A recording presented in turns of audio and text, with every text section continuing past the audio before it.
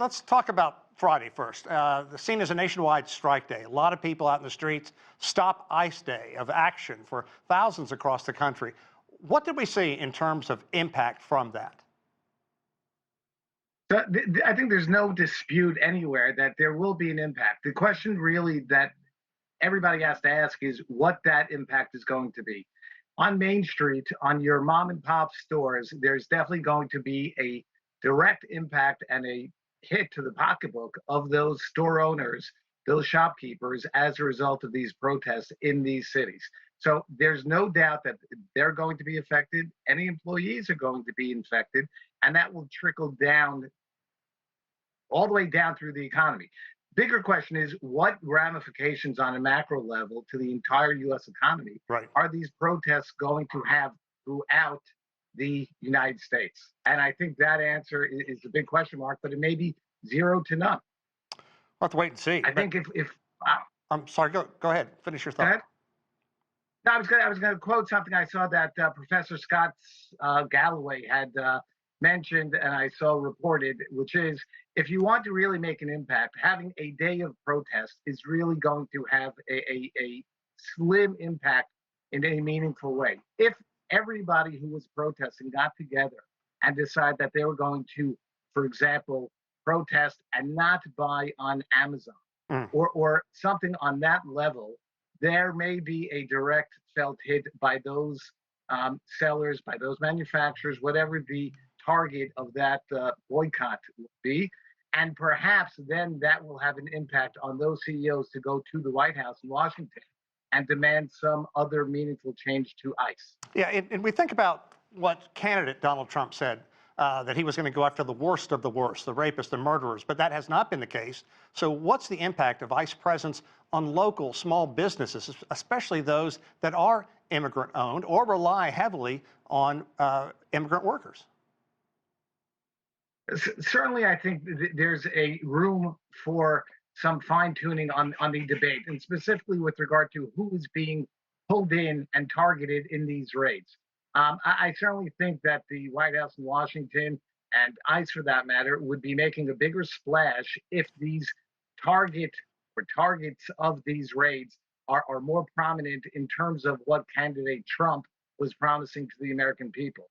No doubt, though, I think there is still an impact in the law and order and that segment of the population that they feel that the President of the United States hears their calls and is trying to make sure that law and order will rule the day, regardless of where that is.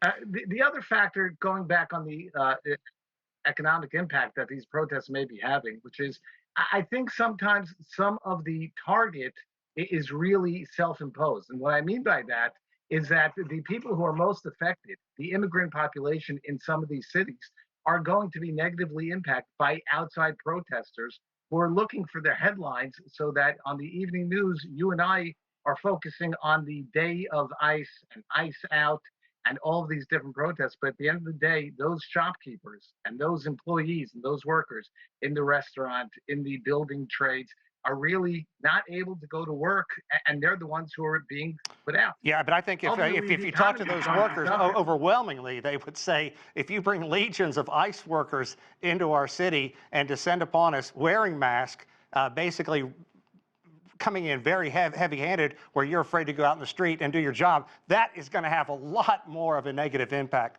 than anybody demonstrating. Absolutely, and just to, excuse me, just to give you an anecdote that I heard. You know, the Northeast and the Eastern seaboard was really impacted by the snow and the weather the past week, 10 days. Somebody was telling me that they wanted to tie these ICE raids to the fact that there was a gap in service providers to shovel and snow removal because the target, or the people who really perform that service on a regular basis are immigrants, and they're afraid to come out even in the midst of a snowstorm to shovel. And people were saying that, hey, I need to go and take care of this myself because nobody's ringing my doorbell.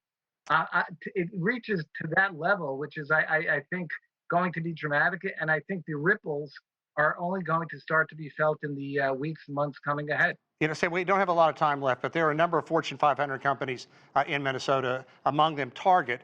which has a new CEO, and what have they said about these operations so far, ICE operations, and what are customers, both locally and nationally, waiting to hear? I think like everything in the United States right now is so fractured and so partisan. I think many of the CEOs, for example, the new CEO of Target, would probably be best to stay above the fray and manage the brand as best they can without getting into the specifics of the ICE raids, regardless of where they may be occurring. Because I think ultimately the bottom line, everybody who shops at one of these big box stores has an opinion, whether Yeah. you're pro ICE, whether you're anti ICE and ICE out, whatever the case is, you're going there. I think everybody would probably be best served. I know we're short on time, but everybody would be best served to borrow from business and understand that everybody here has a vested interest. And I think once we understand that we need the labor and we need the employees and we need the people to perform these functions in the building trades, in the hospital trades, in the food service areas, Right. they need to be employed.